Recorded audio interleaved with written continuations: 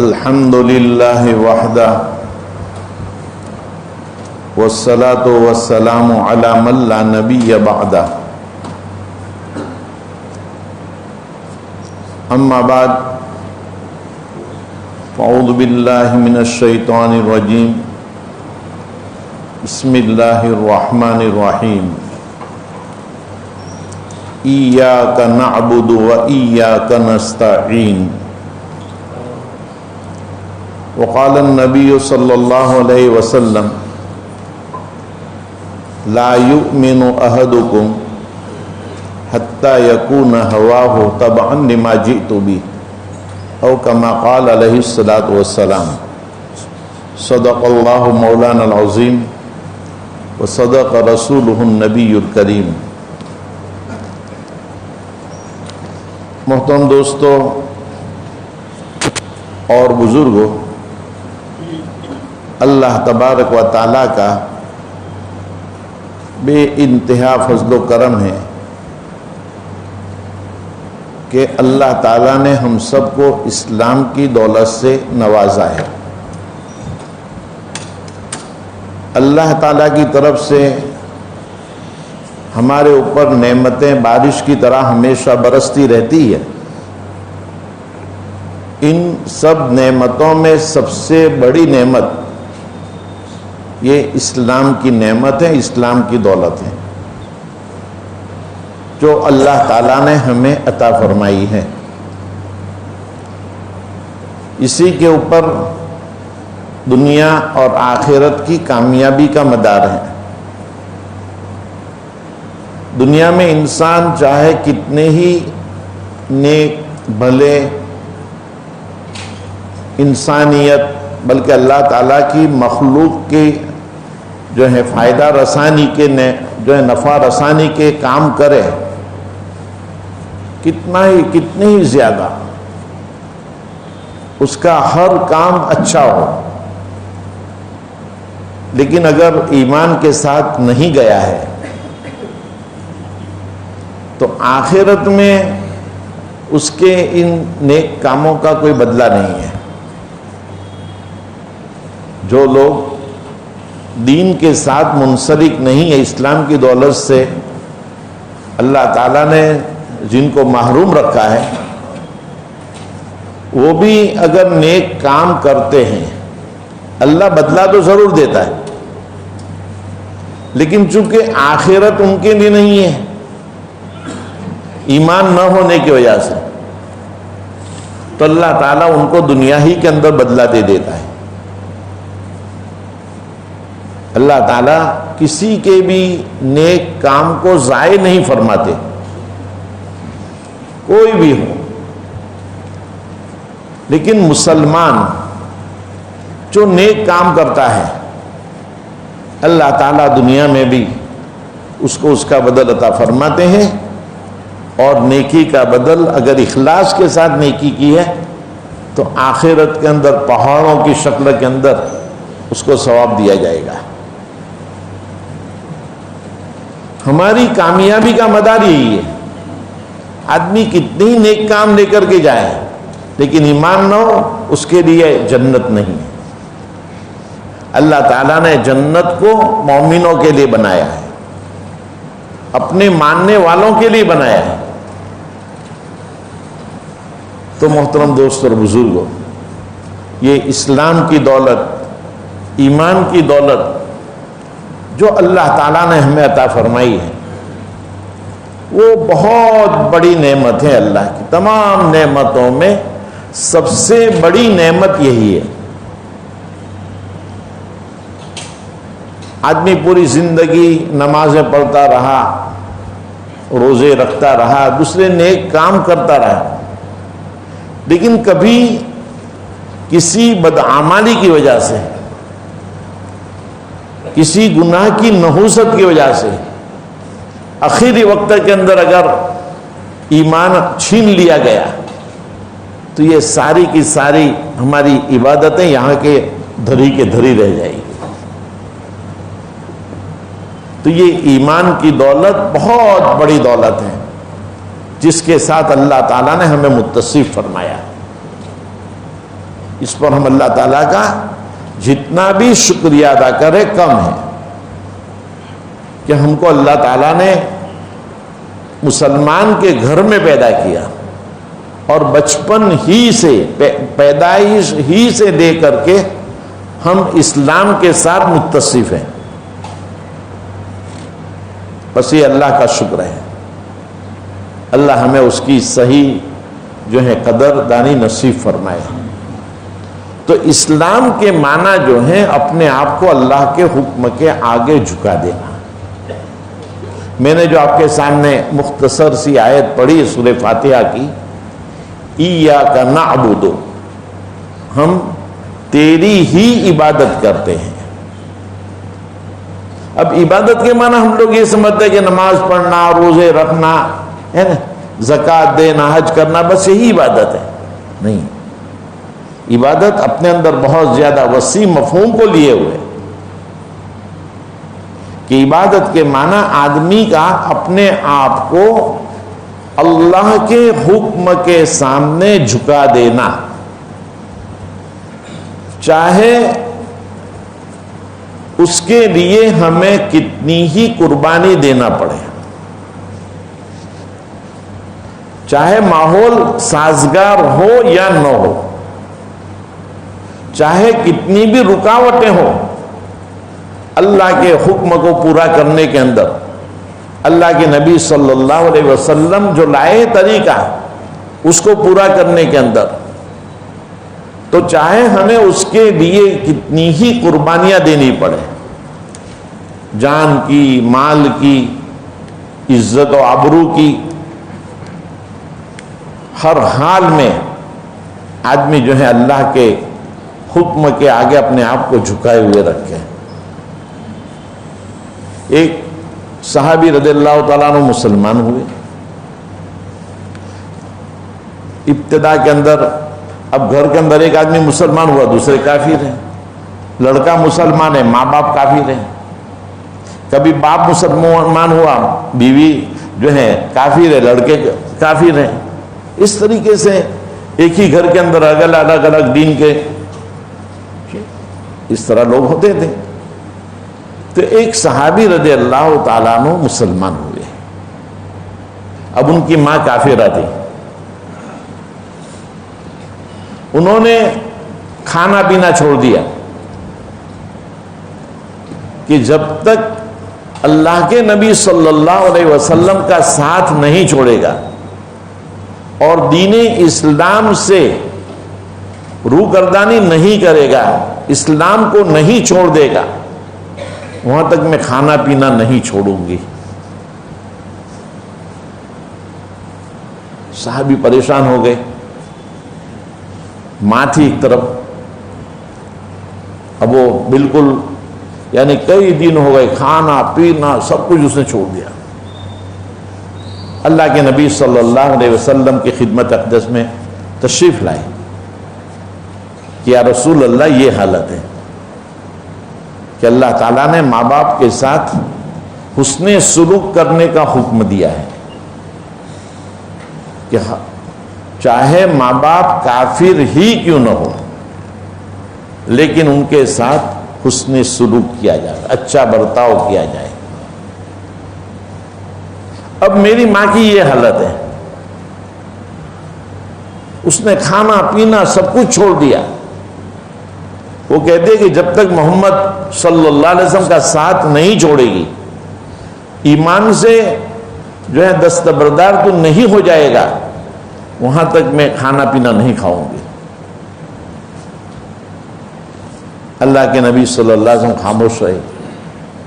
پھر اس وقت میں آیتوں کا نزول ہوا جس کے اندر یہ بات فرمائی گئی کہ ماں باپ کی اطاعت تو کی جائے گی، ان کے ساتھ حسن سلوک بھی کیا جائے گا، لیکن شرک کے اندر ان کی اطاعت نہیں کی جا سکتی، کفر میں ان کی اطاعت نہیں کی جا سکتی.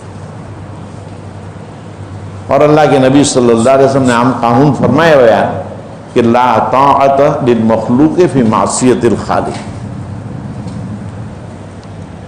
کہ مخلوق کی اطاعت خالق کی نافرمانی میں جائز نہیں ہے.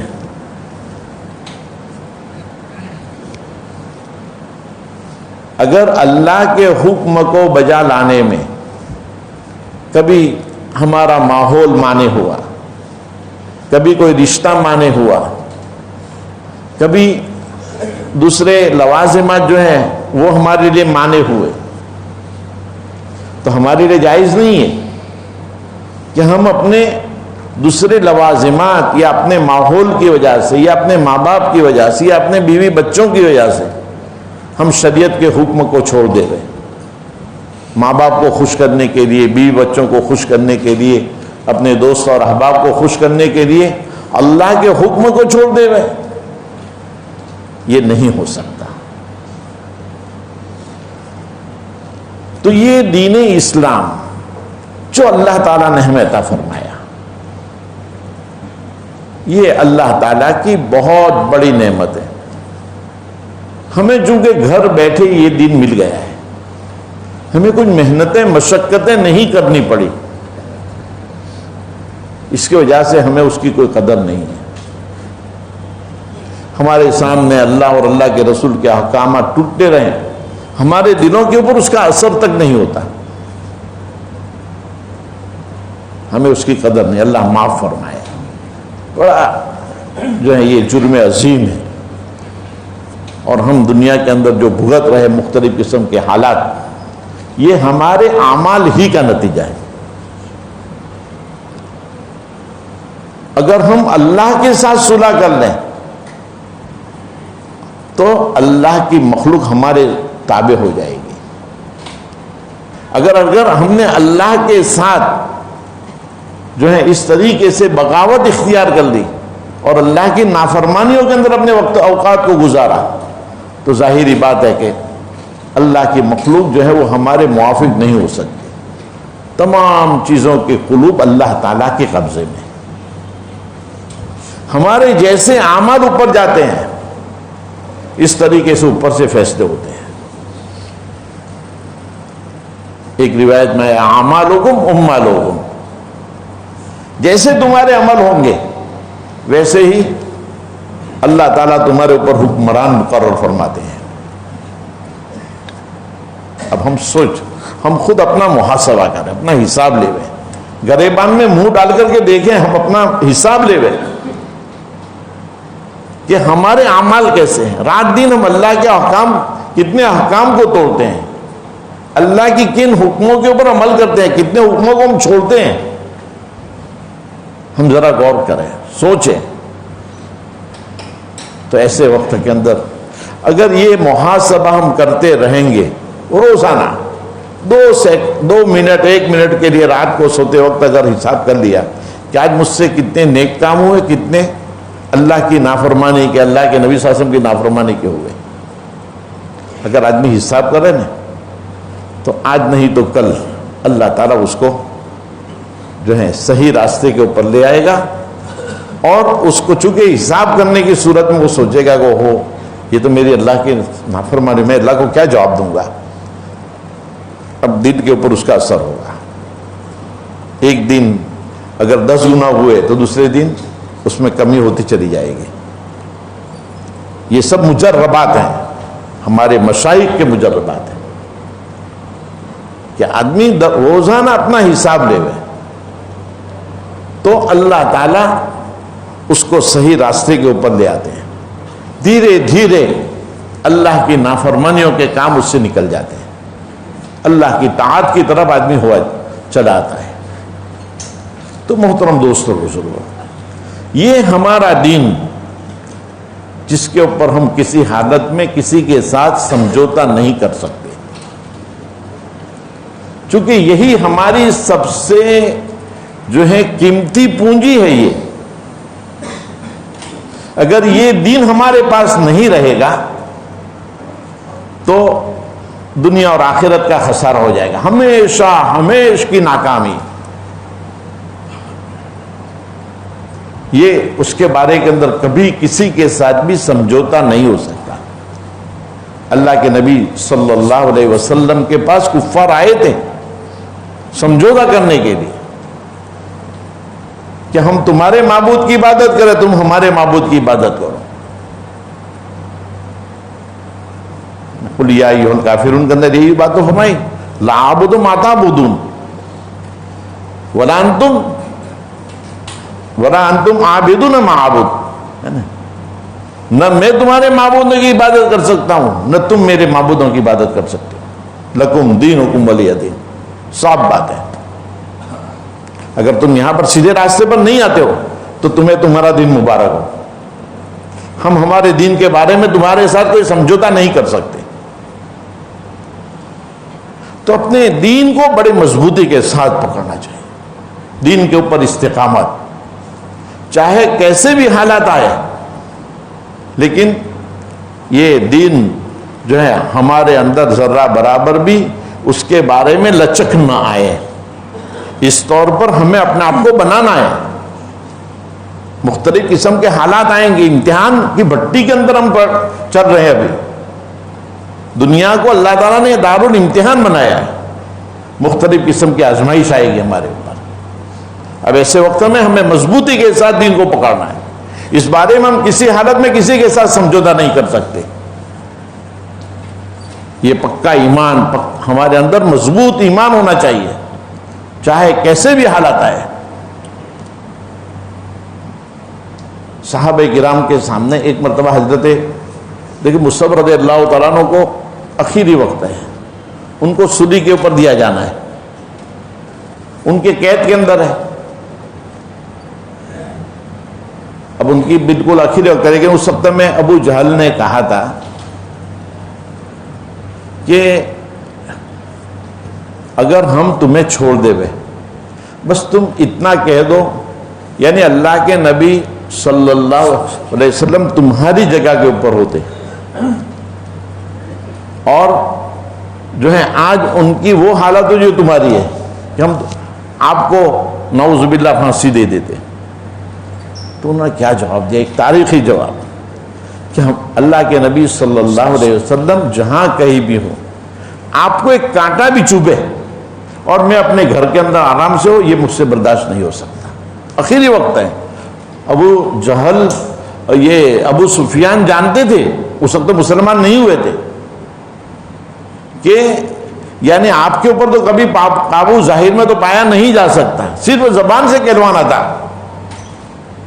لیکن صحابہ کرام کی محبت دیکھیے اللہ کے نبی صلی اللہ علیہ وسلم کے ساتھ، کہ آپ جہاں کہیں بھی ہو، ایک کانٹا بھی آپ کو چوبے اور میں اپنے گھر میں اپنے بیوی بچوں کے ساتھ آرام سے ہوں، یہ میں برداشت نہیں کر سکتا۔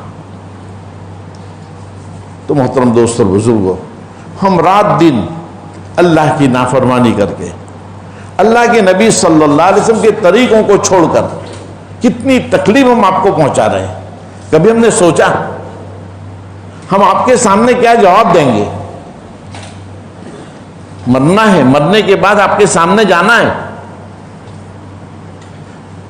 حساب کتاب ہوگا، سب ہوں گے اس وقت میں سامنے، کسی سے پردہ نہیں ہوگا وہاں پر۔ اگر ہم نے اچھے کام کیے ہوں گے، آپ کے طریقوں کو اپنایا ہوگا، اللہ کے احکامات کو ہم بجا لائے ہوں گے، تو اس وقت کے اندر ہم سرخرو ہوں گے۔ ہاؤ مقرؤ کتابیہ انی ظننت انی ملاق حسابیہ، خوشی خوشی لوگ کہیں گے کہ اپنے لو میرا نام عمل لو پڑھو۔ مجھے تو پہلے ہی سے معلوم تھا کہ مجھے یہی میرے ساتھ تو یہ معاملہ ہونے والا ہے۔ تو ہم ایسے عمل لے کر کے جائیں کہ جس کی وجہ سے وہاں پر ہم خوش جو ہے سرخرو ہوں، ہم منہ دکھانے کے قابل ہوں۔ یہ حیا جو ایمان کا شعبہ ہے، اہم شعبہ، تو یہی تو حیا ہے نا، یہی حیا ایمانی، کہ آدمی کے اندر یہ احساس ہونا چاہیے اگر کبھی یعنی میں نافرمانی کروں تو میں آپ کو کیا جواب دوں گا، یہی حیا ہے نا، یہ دل کے اندر یہ احساس ہونا۔ اگر یہ احساس مر گیا تو سمجھو کہ حیا نہیں ہے۔ بے حیا باس و ہرج خواہی کن، آدمی بے حیا ہوتا ہے جو چاہے کر گزرتا ہے۔ تو حیا جو ہے ایمان کا اہم شعبہ کرا دیا گیا۔ تو محترم دوستوں اور بزرگوں، اللہ تعالیٰ نے ہمیں جو ایمان اور اسلام کی دولت سے نوازا ہے، اب یہ ہمارے پاس محفوظ رہیں، چاہے کیسے بھی حالات آئیں، اس کے اوپر ہمیں پوری طور پر استقامت حاصل ہو، اس کے لیے ہمیشہ ہمیں کوشش بھی کرتے رہنا چاہیے، اور جو ہے اپنے دلوں کی ہمیشہ اصلاح کرتے رہنا چاہیے، اس کا حساب لیتے رہنا چاہیے، اور یہ بات ہمیشہ مضبوطی کے ساتھ کہ ہم ہر چیز کو قربان کر سکتے ہیں، ہم اپنا مال قربان کر سکتے ہیں، اپنی جان قربان کر سکتے ہیں، اپنے بیوی بچوں کو قربان کر سکتے ہیں، اپنی عزت و آبرو کو قربان کر سکتے ہیں، لیکن ہم ایمان کا سودا کسی کے ساتھ نہیں کر سکتے۔ اس کے اندر ہم کسی کے ساتھ بھی ذرا برابر نرمی کا برتاؤ نہیں کر سکتے۔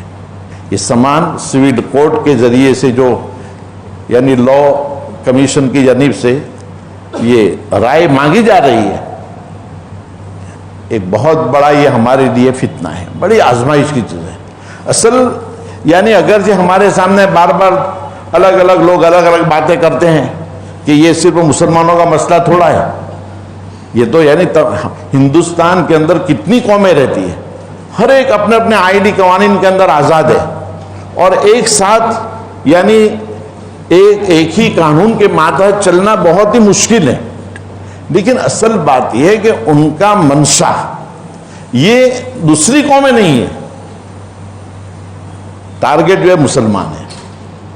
یہ سامان سول کوڈ جو ہے یہ گویا کہ مخالف مسلم جو ہے اس کے خلاف ہے، تو مسلمانوں کے خلاف اصل تو ذہن بنانا ہے، اور اس کے اندر جو اس کی جو حقیقت، چونکہ عام طور پر لوگ سمجھتے نہیں ہیں کہ سامان سول کوڈ کیا ہے، اس کے اندر کیا کیا دفعات ہے، اس کے اندر کیا کیا چیزیں آتی ہیں، اس کے اندر سراسر صراحتاً قرآن اور حدیث کے ساتھ مقابلہ ہوتا ہے، چاہے طلاق کا مسئلہ ہو، چاہے وراثت کا مسئلہ ہو، چاہے نکاح کا مسئلہ ہو، چاہے ناپالغ بچوں کا مسئلہ ہو، یعنی تمہارے پاس طلاق کا بھی اختیار نہیں رہے گا، عورت کے پاس طلاق کا اختیار۔ حالانکہ شریعت نے عورت کو جو ہے اپاہت تو نہیں چھوڑا، لیکن اللہ تعالیٰ ہر ایک کے خالق ہیں، اللہ تعالیٰ جو ہے جانتے ہیں کہ چونکہ اللہ تعالیٰ نے ہمیں بنایا ہے، اور ہمارے پاس جو احکام ہے اللہ کے نازل کرتا ہے۔ اب اللہ تعالیٰ نے عورتوں کے ایک تو ناقص العقل بنایا، ایک جذباتی بنایا ہے، اگر یہ معاملہ عورتوں کے ہاتھ میں جائے تو بہت ہی کم لوگ باقی رہیں گے کہ وہ اپنی عورتوں کے ساتھ رہ سکیں۔ ذرا بھی غصے ہوئی تو جا تجھے طلاق، ایسا کہہ دیں گے، کیونکہ ان کے اندر جذبات ہے نا، اور انجام کو سوچنا یہ بعد میں ہوتا ہے۔ اللہ تعالیٰ نے الرجال قوامون علی النساء، مردوں کو عورتوں کے اوپر حاکم بنایا ہے۔ عورتوں کے لیے بھی اگر کبھی ضرورت پیش آئی تو خلا وغیرہ کے مسئلے جو ہیں شریعت کے اندر، کہ عورت بھی اگر ایسے حالات ہو تو اس وقت کے اندر وہ جو ہیں اس طریقے سے رجوع کر سکتے اپنے شوہر کے اوپر کہ بھائی مجھے طلاق دے دو، میں تمہیں مہر معاف کر دیتی ہوں مثلا۔